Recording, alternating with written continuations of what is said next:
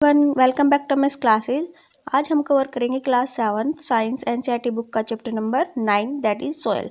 ये इस चैप्टर का थर्ड पार्ट है। इसके जो दो पार्ट वो हम ऑलरेडी डिस्कस कर चुके हैं। उन दोनों पार्ट का लिंक आपको नीचे डिस्क्रिप्शन बॉक्स में मिल जाएगा, आप वहाँ से चेक कर सकते हो। राइट, तो लेट्स स्टार्ट द चैप्टर। हमारा जो टॉपिक है वो soil and crops. As you know different type of soil are found in different part of India के अलग अलग पार्ट में अलग अलग टाइप की सॉइल मिलती है।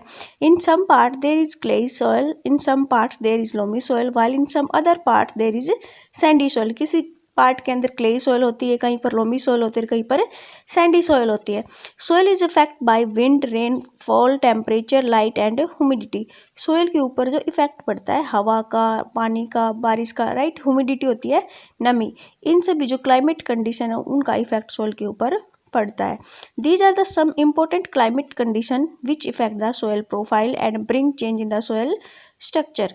इसकी वजह से क्या होता है, जो क्लाइमेटिक कंडीशन होती है उनकी वजह से सोयल का जो प्रोफाइल था, जो हमने पहले डिस्कस किया था ना, सोयल का प्रोफाइल, सोयल की जो लेयर्स होती है उनके ऊपर इफेक्ट पड़ता है और उसकी वजह से क्या होगी, जो सोयल की जो स्ट्रक्चर उसके अंदर भी चेंजेस आ जाते हैं। राइट, नेक्स्ट है the climatic factor as well as the component of soil determine the various type of vegetation and crops that might grow in any region। अब किसी भी रीजन्स के अंदर किस टाइप की वेजिटेशन ग्रो करेगी, ये दो चीज़ों के ऊपर डिपेंड करता है। फर्स्ट वन इज उसकी वहाँ की जो क्लाइमेट कंडीशन कैसी है, यानी कि वहाँ का जो क्लाइमेट है वो कैसा है, वहाँ पे नमी ज़्यादा है या रेनफॉल ज़्यादा है, उसके अकॉर्डिंग ही वेजिटेशन ग्रो करेंगे। और सेकंड जो फैक्टर होता है वो है कंपोनेंट ऑफ सॉइल की, उस सॉइल के अंदर, जिस सॉइल के अंदर आप क्रॉप्स ग्रो कर रहे हो उस सॉइल के कंपोनेंट कैसे हैं, यानी कि वहाँ पर सैंडी सॉइल ज़्यादा है, लोमी सॉइल है या फिर क्लेई सॉइल है। राइट, ये सारे जो कंपोनेंट ऑफ सॉइल, उसके अंदर मिनरल्स हैं, न्यूट्रिएंट हैं, ये सारे जो हैं सॉइल के कंपोनेंट है। तो किसी की भी जगह की जो वेजिटेशन है, यानी कि जो क्रॉप्स हम किसी भी सॉइल के अंदर ग्रो करते हैं, वो दो चीज़ों के ऊपर डिपेंड करती है। First one is climatic factor, वहाँ का जो क्लाइमेट कैसा है, और दूसरा जो हमारा वो है कंपोनेंट ऑफ सॉइल। ये जो दो मेन फैक्टर है जिनके ऊपर हमारी क्रॉप्स डिपेंड करती हैं। Clay and loamy soil are both suitable for growing cereals like wheat and grams. जो क्ले और लोमी सॉइल होती है उसके अंदर हम क्या ग्रो करते हैं, उसके अंदर हम जो है व्हीट और ग्राम्स को ग्रो करते हैं। राइट, जो व्हीट हमारे सीरियल है और जो ग्राम जो सीरियल को हम ग्रो करते हैं। क्यों करते हैं ऐसा, क्योंकि जो क्ले सॉइल होती है, राइट, उसके अंदर क्या आपने देखा था ना, जो क्ले सॉइल होती है उसके अंदर जो पार्टिकल वो बिल्कुल पास होते हैं। राइट, यानी कि वो वाटर को होल्ड करके रखती है।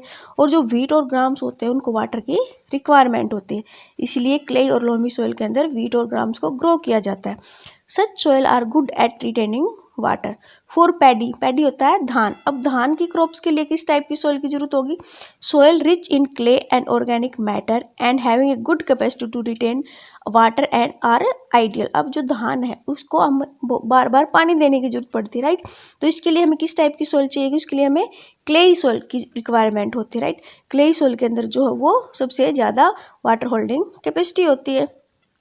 अगर आप सैंडी सॉइल के अंदर पैडी को ग्रो कर दोगे तो जो सैंडी सॉइल होगी वो बार बार जो है वाटर को नीचे परकुलेट कर लेती है, तो वहाँ पे जो हमारा जो पैडी है वो अच्छी तरह से ग्रो नहीं कर पाएगा, क्योंकि उसको प्रॉपर अमाउंट में वाटर की सप्लाई नहीं हो पाएगी। राइट, नेक्स्ट है फॉर लेंटाइल्स। लेंटाइल होती है मसूर की दाल एंड अदर पल्सेज, और जो दूसरी दालें होती हैं उनके लिए किस टाइप की सॉइल की रिक्वायरमेंट होती है, loamy soil which drain water easily are required. उसके अंदर लोमी सॉइल की रिक्वायरमेंट होती है, क्योंकि लोमी सॉइल के अंदर जो होता है दोनों टाइप के पार्टिकल्स होते हैं। राइट, बिग पार्टिकल भी और स्मॉल पार्टिकल भी, वो वाटर को इजीली ड्रेन कर देती है। Right, for cotton sandy loam and loams which drain water easily.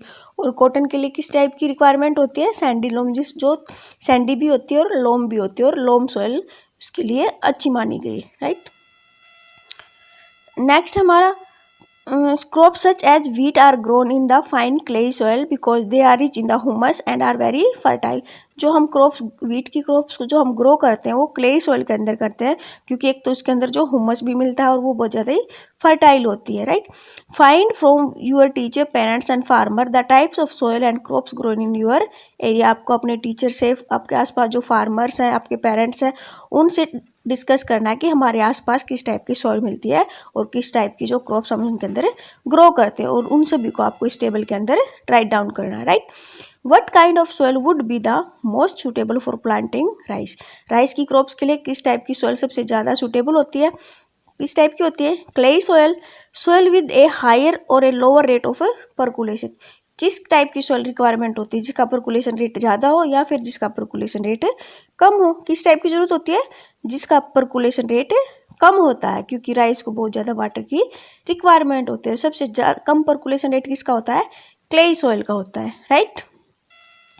अब यहाँ बीच में आपको एक केस स्टडी दिया गया है। इसके अंदर आपको क्या बताया गया है कि आपको जो आप जिसके अंदर पानी डालते हो, जो मटके और जो सुराइज होते हैं वो कैसे बनाए जाते हैं, उनको बनाने का क्या प्रोसीजर होता है और उस किस टाइप की मिट्टी को यूज करते हैं, राइट।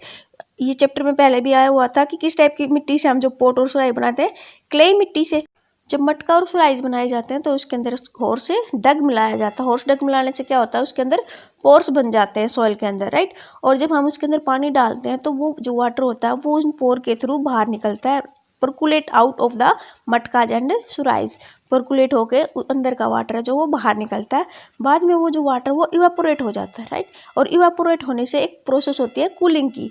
जब इवापोरेशन होता है तो वहाँ उस जगह पर कूलिंग हो जाती है, इसलिए जो हमारा वाटर है मटका और सुराइज में वो ठंडा रहता है, राइट।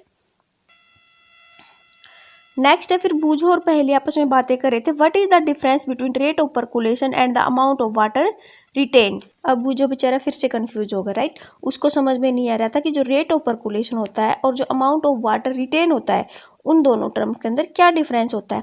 रेट ऑफ परकुलेशन तो क्या होता है कि how fast the water pass down through the soil, कि सोयल के अंदर से वाटर कितनी फास्टली पास डाउन होता है, राइट। सपोज कीजिए कि आपकी ये सोयल है, यहाँ पर आपने सोयल डाली है, इसके अंदर आप जब वाटर डालते हो ये जो वाटर होता है वो कितनी फास्टली जो है पास आउट होगा सोयल के अंदर से। ये तो होता है रेट ऑफ परकुलेशन। और अमाउंट ऑफ वाटर रिटेन्ड का क्या मतलब होता है कि मान लीजिए कि ये आपकी सोयल है, इस सोयल के अंदर जब आप वाटर डालते हो तो इस सोयल के अंदर कितना वाटर एब्जॉर्ब होगा, उसको हम क्या कहते हैं? Amount of water retain. Clear? ये जो दो टर्म थी जिसके अंदर जो बहुत ही ज़्यादा कंफ्यूज था। नेक्स्ट जो टॉपिक है वो है सोयल इरोजन। सोयल इरोजन क्या होता है? सोयल की जो टॉप लेयर होते हैं जो बहुत ही ज़्यादा फर्टाइल होता है उसका रिमूव होना सोयल इरोजन कहलाता है, right. The displacement of the upper layer of the soil is called soil erosion. The removal of land surface by the water, wind और ice is known as erosion. और ये जो soil erosion होता है ये water की वजह से, विंड और आइस की वजह से होता है। Plants roots formally bind the soil. जो प्लांट्स के जो रूट्स होती हैं वो सोयल को बाइंड करके रखती है। In the absence of plants soil become loose. जिस जगह पर प्लांट्स नहीं होते वहाँ पर क्या होता है कि सोयल जो है वो लूज हो जाती है, क्योंकि प्लांट्स ही जो होते हैं वो सोयल को बाइंड करके रखते हैं।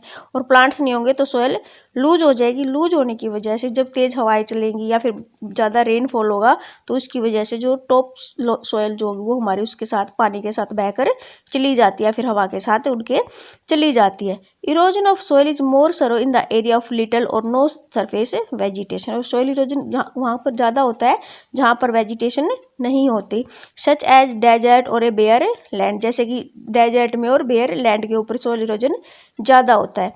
सो cutting of the trees and deforestation should be prevented and efforts should be made to increase the green areas. तो इसके लिए हमें क्या करना पड़ेगा कि हमारी जो सोयल की वो सोयल का जो इरोजन ना हो, इसके लिए हमें ज़्यादा से ज़्यादा पेड़ लगाने चाहिए, राइट। पेड़ लगाने से क्या होगा कि उनकी जो रूट्स है वो सोयल को बाइंड करके रखेंगे और वो जो टॉप लेयर है वो वहाँ से रिमूव नहीं होगी, राइट। तो ये सारा था सोयल इरोजन। आई थिंक आपको चैप्टर क्लियर हो गया होगा। If you still have any problem you can write in the comment section. I will definitely give the answer. Thank you for watching.